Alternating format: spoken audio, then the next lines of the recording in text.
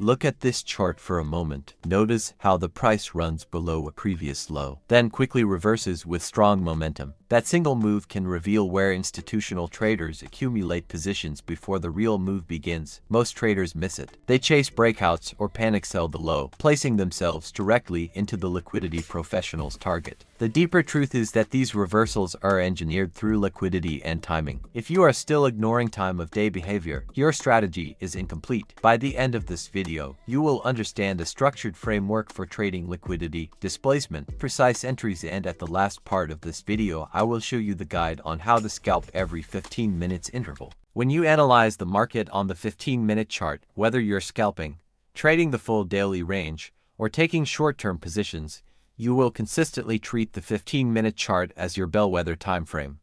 The reason is simple.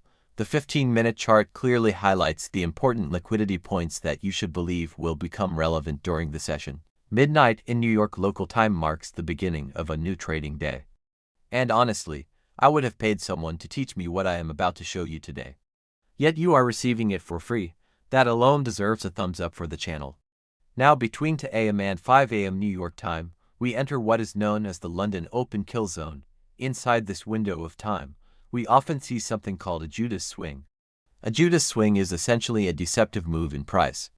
Its purpose is to push traders out of positions that could have been profitable. For example, traders who are long may get forced out here. Or it may lure traders into taking positions in the opposite direction.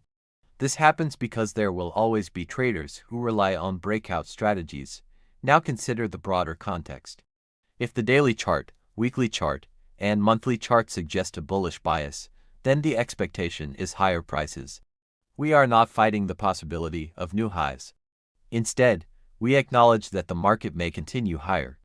With that understanding, you want to observe what price does between midnight and 2 a.m. Is the market dropping during that time? And if it drops, is it falling toward a random level? No, look closely. Below that low sits sell-side liquidity. Those are sell stops. When traders observe a low like that and price breaks beneath it, those stop orders become available liquidity. The market is always reaching toward liquidity. Whether it is buyers or sellers, price is not moving randomly. So if our bias is bullish and we see the market run the stops below that low, it tells us something important, especially when it happens at a time of day that frequently forms the high or low of the day. Most of the time, between 2 a.m. and 5 a.m., the London session tends to create the higher low of the day. This happens in Forex. It happens in index futures also. The asset class does not change this principle. Do not simply take my word for it. Open your charts and study it. You will see it repeating every day, every week, and every month. In this example, the same behavior appears again around 9:30, and that becomes the low of the day. Once that low forms, the next thing we want to see is displacement to the upside. If you begin analyzing price action this way, everything starts to connect. And honestly, it may feel like the information should not even be in the public. Now ask yourself an important question. After price runs below that low, does the market immediately move higher? Yes, it does. Also notice something else. The candle did not close below that low. That should tell you the move was a stop trade. So naturally someone might ask, how do you know price will not keep dropping? The answer is simple. You do not know immediately. On the first candle you wait for the close. Once the candle closes, you observe the next one. What does it do? It moves slightly below again. But the body stops. Where does it close? Right there. That closing point forms a swing low. If you review earlier lessons, you will remember that a swing low appears when a candle has a higher low to the right and a higher low to the left. This occurs during a bullish context. It also happens at a time of day that frequently creates the daily low. Additionally, it removes traders who were long and had sell stops beneath that level. So now multiple conditions align, all the boxes are checked. This becomes a high probability reversal scenario during a day that is likely to trade higher. When these elements align together, the structure fits perfectly. It is almost like a dovetail joint, clean, balanced, symmetrical, any time before the 9:30 opening bell. The first thing is to study the overnight session. You examine what price did during that period. Specifically, you focus on the movement from midnight into the London session.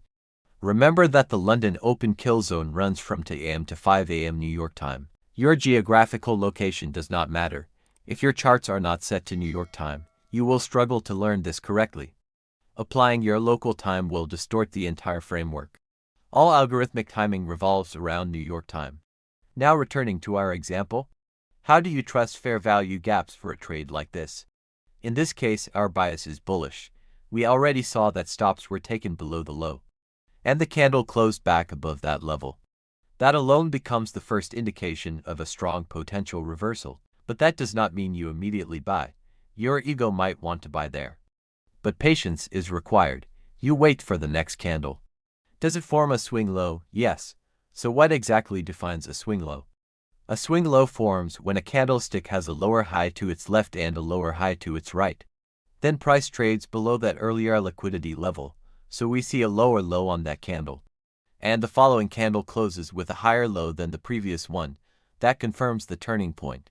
When price swings upward and then begins to decline again, the opposite structure forms. That would be a swing high, as long as there are 3 candles where the middle candle has a higher high than the candles on both sides. That middle candle becomes the swing high. It does not matter if the high is greater or smaller compared to earlier highs. What matters is the 3-candle turning point. Whenever you observe this structure in price action, it builds confidence. Specifically confidence that sell-side liquidity exists below that low. The highest probability trade then becomes waiting for displacement. In other words, we allow the market to move first. Perhaps it moves higher without offering an entry. When that occurs, you wait. Then you watch this area right here. You will have to see price move back into this region. This zone represents the sell-side imbalance and buy-side efficiency between this candle's low and the candle's high. From this point to that point, observe how price reacts. Does it trade all the way into the midpoint? Does it close above the 50% level of the gap? Using a Fibonacci tool, the midpoint becomes clear. And yes, in this case, price closes above that midpoint. What does that tell us algorithmically? It signals that the imbalance is acting as a draw on price. At that stage, expect price to work back down into the gap, specifically between that candle's high and this candle's low. That area becomes the gap, so you focus on the consequent encroachment, which simply means the midpoint of the gap, the 50% level. On a lower time frame chart, I use that level to look for long opportunities. However, even before that, the gap already fulfilled its role by drawing price upward. So what does that reveal? It confirms the earlier stop hunt. Once that occurs, the market begins seeking inefficiencies above current price. We saw it do that quickly, then we look for other inefficiencies. And right here we see another one. Now consider where the buy stops are located. They sit above these relatively equal highs. That means buy-side liquidity exists above the market. Once sell stops are taken, smart money follows a simple principle. They buy into sell stops, and they sell into buy stops. Look carefully at what happened here. Price moved below the low. It accumulated long positions from willing sellers at a discount price. Meanwhile, the liquidity above the highs cannot be hidden. The inefficiencies in the chart draw attention automatically. This is why time-based charts are essential. Anyone claiming time-based charts do not work simply does not understand how markets operate. Price always moves according to time first, time then price. That sequence matters.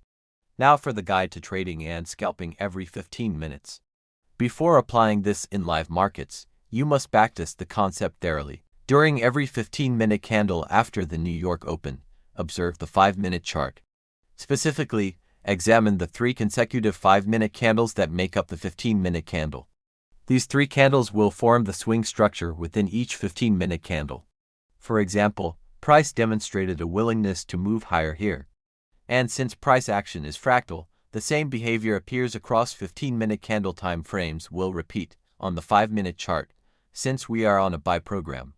That means our focus is on long opportunities only. As you observe, each retracement on the 5-minute chart is 3-candle swing pattern repeatedly. And most of the time, price returns to a 15-minute discount array. That's it, traders. Thank you for watching. I hope this explanation delivered greater clarity and practical insight that you can apply to your own trading. Make sure to subscribe and turn on notifications so you never miss future content. Leave your questions and suggestions in the comments section below. And let us know which topics you would like to see covered next. We truly appreciate your support, and we look forward to seeing you in the next episode.